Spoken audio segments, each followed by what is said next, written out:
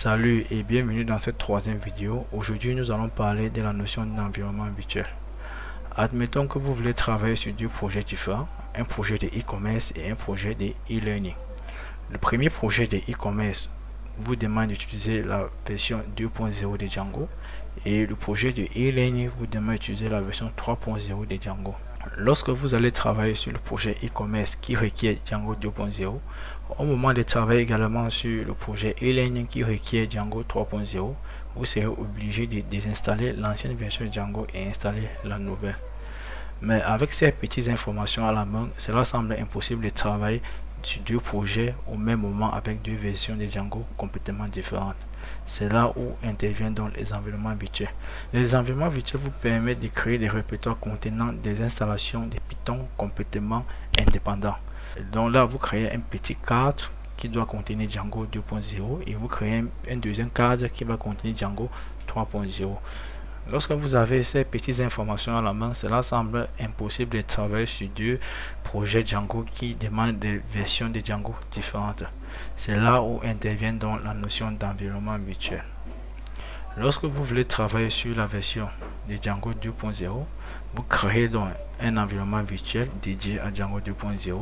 Là, vous installez Django 2.0 et dans un deuxième temps, vous créez un deuxième environnement virtuel et vous installez donc Django 3.0. Au moment de vouloir travailler avec Django 2.0, il faut juste l'activer et au moment de travailler avec Django 3.0, il faut juste l'activer.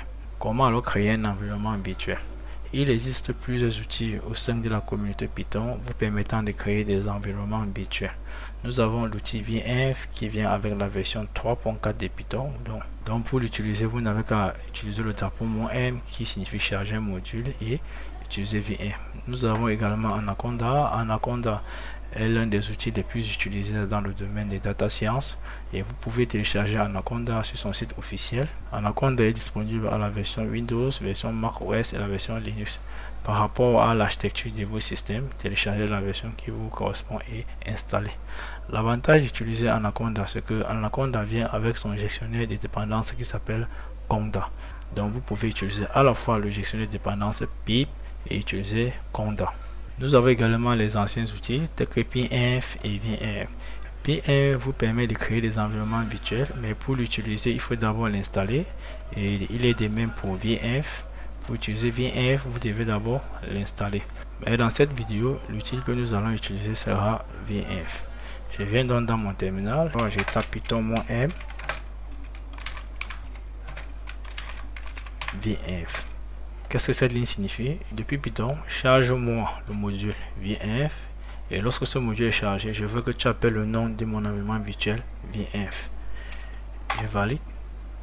On dit no module named VNF. Ok, puisque j'ai utilisé la version 2.7 de Python alors que VNF n'est disponible qu'à la version 3.4 de Python. Je reviens et je valide. Pas d'erreur. Je lis le contenu, je vois la VNF, donc mon environnement virtuel a bel et bien été créé. Ok, pour l'utiliser, je dois d'abord l'activer. Je dis source VNF, je donne le nom de mon environnement virtuel, bin et activer. Mon environnement virtuel était activé. Normalement, il doit être affiché là. Je ne vois pas pourquoi il s'affiche, mais il a été activé. Si vous êtes sur Windows, vous devez utiliser la commande VNF anti/script anti/activate .bat pour ceux qui utilisent les CMD et activate.ps1 pour ceux qui utilisent PowerShell comme shell.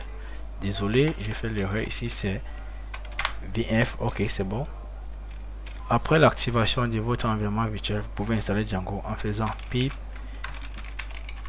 install Django et vous pouvez préciser la version en mettant une double égalité, version 3.0 ou bien la version 3.2. Mais moi je vais installer la dernière version, donc je ne vais rien préciser.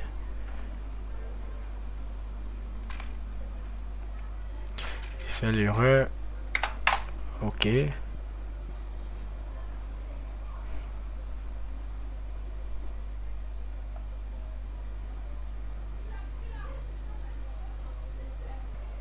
Django a bel et bien été installé. Je vous donne rendez-vous dans la prochaine vidéo. Nous allons créer notre premier projet et démarrer notre serveur de développement Django. D'ici là, portez-vous bien. Ciao.